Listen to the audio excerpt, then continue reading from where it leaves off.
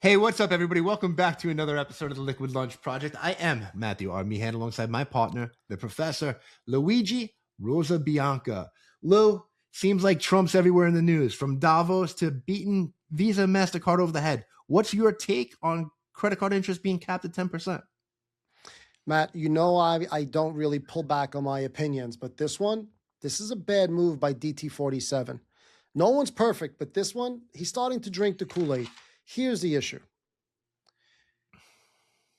The market decides the rates based upon a borrower's credit profile, okay? So the 29% doesn't just come out of some magician's hat. The 29% is a reflection of a high-risk profile. If you're getting 8%, it's a reflection of a low-risk profile. So when he says, I'm going to cap them at 10%, and big brother federal government, Uncle Sam comes in and tries to handcuff credit card service providers, you're not saying that 29% loan is going to become a 10% loan. What you're doing is those loans will get closed. They will get declined. So now only A paper will have access to capital. And when you limit capital to tier B and tier C, you're stunting growth for the economy. I don't like it. Absolutely. Listen, I can't agree with you there more, but we have to understand something. Right now, there's $1.26 billion in credit card debt, okay? The average American owes $6,400 on their credit card, and 61% of them carry a balance. Now, I know why rates are high, and I get it, right? Rates are high because it's unsecured debt, okay? Unsecured debt, if you don't pay back your credit card loans, what happens? Pretty much nothing. They mark your credit report. They're not taking your house. They're not taking your car. But the argument here is in 1970, there was a Supreme Court case, right, that allowed credit card, not even credit card companies, banks, right, to move into South Dakota, Delaware, and Utah, where they don't have any usury rates, and move and sell their credit cards at interest rates all over the country, right? The average credit card rate right now is only 21%. Matt, what's your credit card rate if you buy your groceries, you go out to dinner, you buy some shirts and pants, and then the bill comes on the first of the month? What's your credit card rate? You don't pay anything. Exactly. So the rate reflects consumer behavior. Is it draconian? Are the rates egregious? Yes. But don't use them. Only buy what you can afford. You know, the other argument that they're making is banks basically make all their money on credit cards, right? They make their money on credit cards in two ways, which most people don't know. Yes, they make money on interest, but they make money on interchange fees, right? Basically, on interchange fees, they're making about $160 billion a year and $120 billion only on interest. So the argument here is to take money out of the bank's pocket because they're making too much money, which I'm not a believer in. I don't think anybody should ever go in your pocket, and the government should not tell you how to run your business, right? But the argument is if they make less money on the interest, it's okay because they're making $160 billion on the processing fees. I don't think it's going to work because at the end of the day, he needs a congressional mandate. Like a law needs to be passed for this to work. And I don't think Congress has the public's mandate to do this. Having said that, let's walk this through. Let's say there's a 10% cap on credit cards, okay? Now, what happens if you've got a 550 FICO score? What do you think is going to happen to your account? You're not going to, first of all, you're not going to get a credit card. Second of all, if your credit card, if they're giving you a line, because all a credit card is a line of credit, right? Sure. If they're giving you a line, you have 20,000 on your line, they're automatically going to drop that to 10. And that's for people that have good credit, 750, 760 and above. Yeah. So you are eliminating, you're removing liquidity from the market. That's not good. 100%. Jamie Dimon came out and said it's going to affect 80% of Americans if this happens. Now, what's the counteraction there? Do people start going and applying for personal loans? Well, if you don't have good credit, you're probably not getting a personal loan, right? What's the other argument there? They're going to go and they're going to run to these buy now, pay later companies, right? But these buy now, pay later companies, if you don't make, you miss a payment, your rates jump up to 30%. The rates are just as bad, right? So we've come full circle. Or you start cashing in your Bitcoin. We don't know. We're going to see. We'll let Congress and Trump figure this one out. In other news, though, speaking of rates, it seems like Trump is trying to do everything in his power to get rates down, and he even throwing Jay Powell onto the bus. Yeah, that's a tricky one. I mean, can rates be a little bit lower? Sure, they can. Should a Fed be a little bit more independent and not get threatened where you're going to get fired? And man, he is just ripping them apart, calling them morons and idiots. I mean, I think we got to bring a little bit more civility back to DC. I mean, wasn't this the guy that was supposed to clean, what was it, clean the swamp? I mean, let's just not make the swamp a sewer.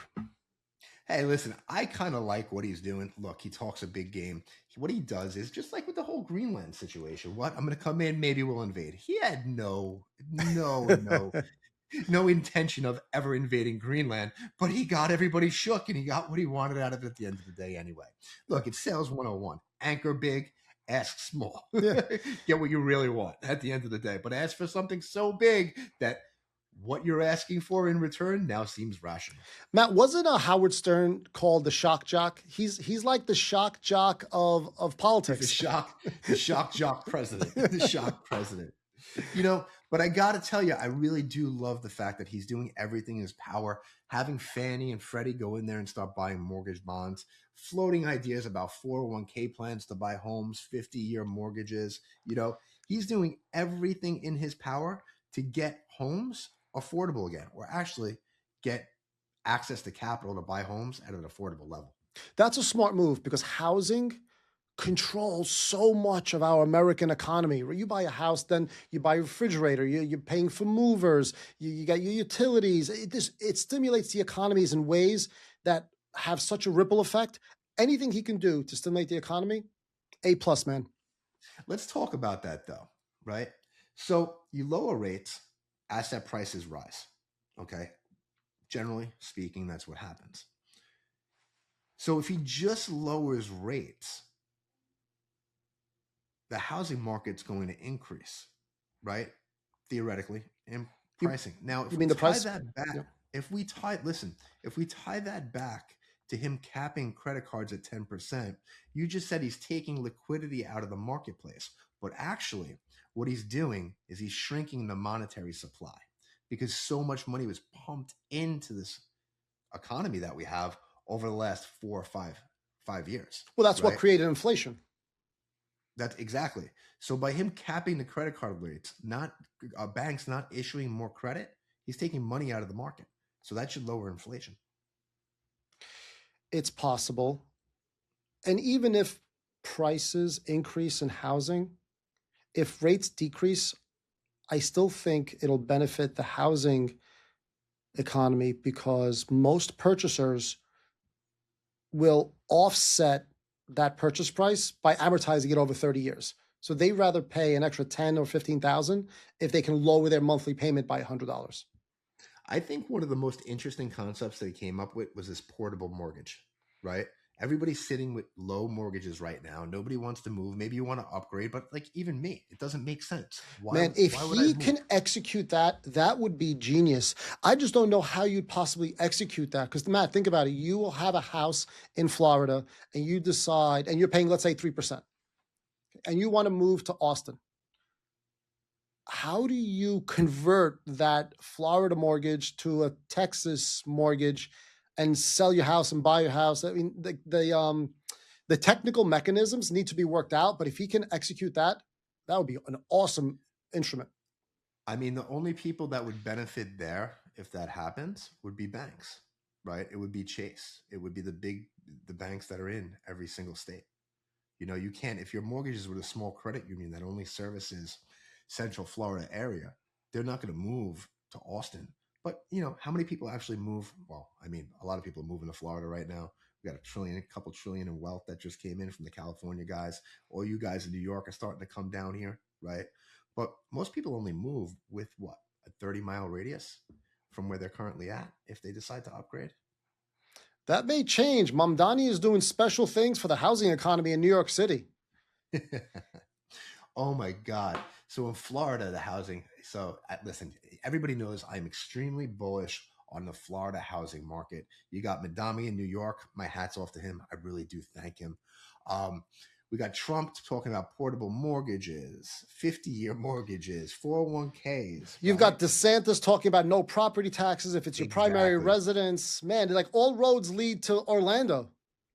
Not Orlando, Florida in general. But there is this one guy here right now that's running for governor, and I don't like his policy, Lou. I don't like it one bit. Talk to us. What's he doing?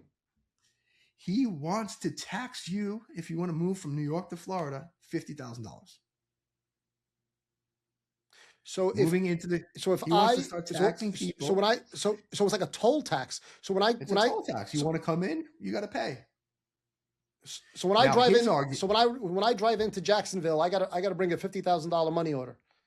Pretty much. He's saying we have enough people. Florida's closed. We don't want any more. He's closing the border, right? And it's pay to play. It's kind of like Trump's gold card, but in order to get in Florida.